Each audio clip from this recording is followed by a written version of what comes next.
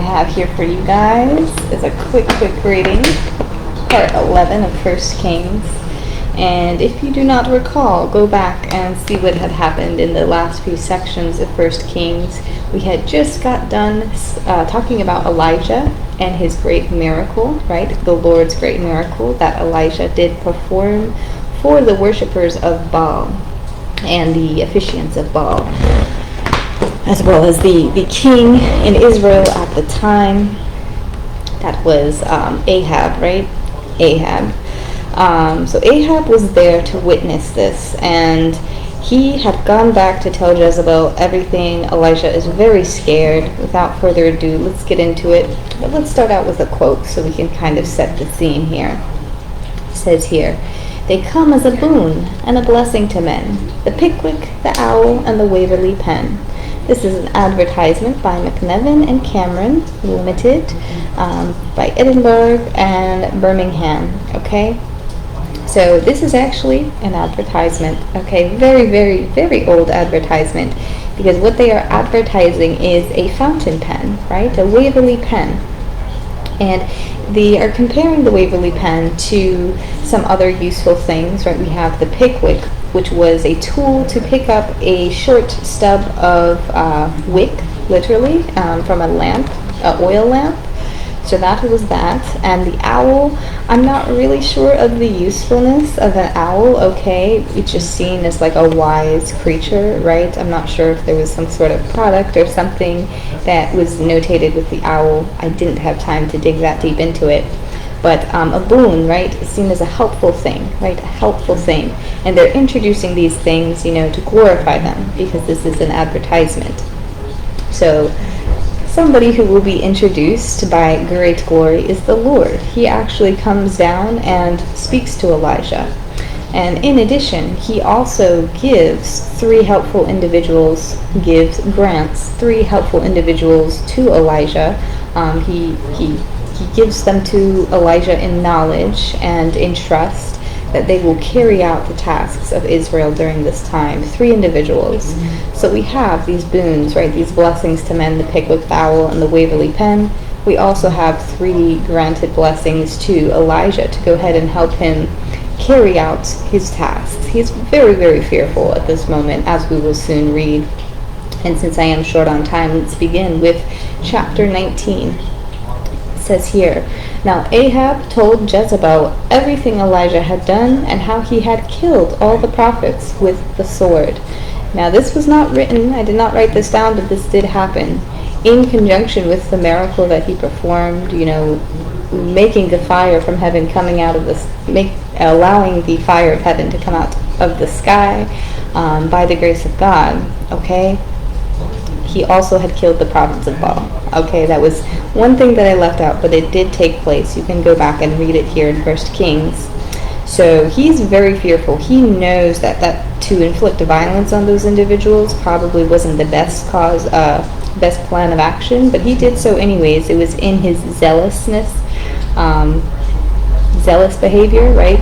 He was having a bit of a moment, and he admits this several times to the Lord. It says here, Elijah was afraid and ran for his life. When he came to Beersheba in Judah, he left his servant there, while he himself went a day's journey into the wilderness. So he goes, he just takes off, in his great fear and anxiety. He travels about a day, and then he rests, and he stops, and he actually asks the Lord to take his life. This is that moment where, it's not so much the journey that made him exhausted and he felt like he couldn't make it. No. It was the stress and the anxiety and the fear that he felt. He also felt a great deal of sorrow for inflicting murder on those individuals, right? The prophets of Baal. So he was feeling very distraught. He asked the Lord to take his life. And this is why sometimes we do not get everything we ask the Lord for, right? We ask for something, it doesn't happen because there is something better in store. And we are glad the Lord did not obey Elijah when he asked him to take his life, because then the story would not continue, okay? In Elijah's time, all right. But it says here, originally an angel came and to nourish him after Elijah fell asleep. The angel woke Elijah up and said, "Go ahead and eat and drink." And there was a jar of water and some food, some nutrition to go ahead and encourage him on his journey. He ate and drank a little bit and fell asleep. It says here, the angel of the Lord came back a second time and touched him and said, "Get up and eat, for the journey is too much for you." So he got up and ate and drank. Strengthened by that food, he traveled 40 days and 40 nights until he reached Horeb, the mountain of God.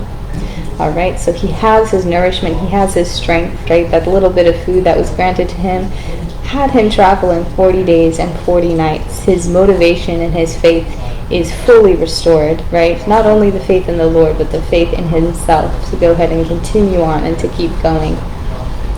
And it says here, the Lord said, "Go out and stand on the mountain in the presence of the Lord, for the Lord is about to pass by." Okay, or if the Lord was speaking, right, "For I am about to pass by. Go stand in my presence." So in this moment here, we have a bit of an introduction, right? Much like this quote here introduces these three helpful things, we have quite a bit of introduction before the Lord is presented to Elijah. Okay, we don't see the Lord, but we hear the Lord and we hear his whisper. Before, a great wind comes, but the Lord is not in the wind. And then a great fire. Hold on. The wind, the fire, the earthquake, and it has to be, I'm sorry, there's only three things before. A great wind comes, the Lord was not in the wind. A great earthquake comes, the Lord was not in the earthquake.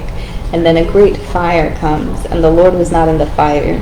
This is like what you call a good walkout song, right? Before a game or something like that, and you have your introduction music. There's a whole lot, right? There's a wind, there's an earthquake, and there's a fire.